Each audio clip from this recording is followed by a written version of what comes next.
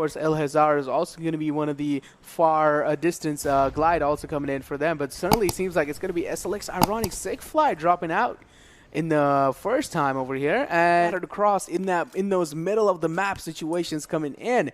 And to be honest, I do feel like there might be some early frags or early fights happening.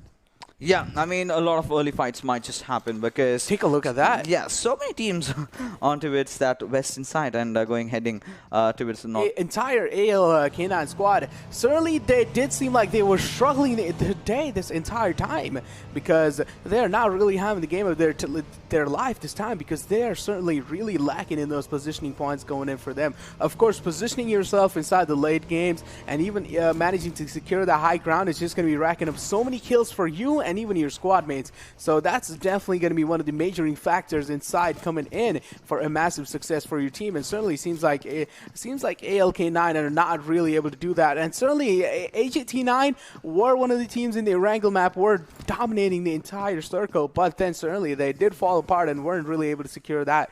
But now taking a look at the airdrop, it's going to be the MK14. That insane firing rate. And once you start, hitting the shots, your opponents kind of get deafened. They don't really hear the rest of the bullets. But heavy fire, and C-Mine certainly going to be capitalizing onto his position and taking him down. Now it's all down to new team from INES, and Gajor certainly is going to get finished from TDJR as well. And Eccentric are just on an absolute killing spree as we take a look at Thunder. Just take a look at this man. He's just aggressing all over the place. And finally, INES is going to get completely eliminated from Eccentric.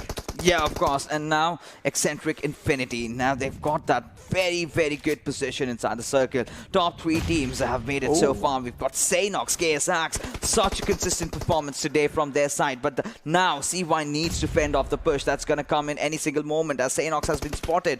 But CY taking his own time backing him off as the revival onto its Thunder is online. But look at the boys from KSX. All 3 of them pushing from one angle and the 4th one pushing from another as Diptosh will get that knock onto its Sakil as the revival is already there onto its Thunder. Indeed, Thunder is doing so much in this fight going on as well, but now it does seem like Eccentric are on a really world of advantages going in for here because K-Slash are certainly crumbling down out of the knees. Taking a look at Esan's position as well. He is in the back lines, but certainly Saynox is also going to be doing the same. He doesn't really want to actually challenge the fight instantly, but seems like this time he wants to take that flank angle and going to be separating out from his team. Now just take a look at Sakil over here as well. He needs to pop that first hit in, and certainly he's going to be doing the same thing as I'm talking about that. Now Eccentric and KSX are in a really unique and equal situation over here. Yeah, KSX does have that rich going in for them, but the circle is certainly favoring Eccentric squad over there, and KSX will get forced as the circle keeps on moving and the zone keeps on shrinking.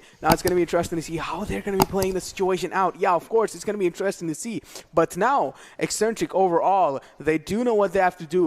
They are just going to be waiting it out. They certainly are, but this was the time where KSX could have really capitalized. Ehsan could have done a lot trying to take that flank angle early on and made that push and applied that extra heavy pressure onto the boys of Eccentric. But now they're just going to play it out. They're just going to play the zone out over here by the looks of it, because neither of the teams really wants to commit over here, considering how the circle has fed off. Everyone has their riches that on which they can just play around. Of course, KSX having the numbers, this extra one man, that might really be the changing fact. That might be really instrumental in their victory over here, but they need a few cranes to work out. By the looks of it, I think they are out of utilities. Yep. So they're gonna just go right head in. Indeed, but going all in raw, it's going to be interesting to see how they're going to be trying to position themselves, especially, yeah, of course, they might be having the high ground advantage coming in, but especially in situations like this, when the zone is not favoring your team, you are certainly in a world of trouble, as KSX are certainly doing the same thing, going to be just proning down right in the middle of the field,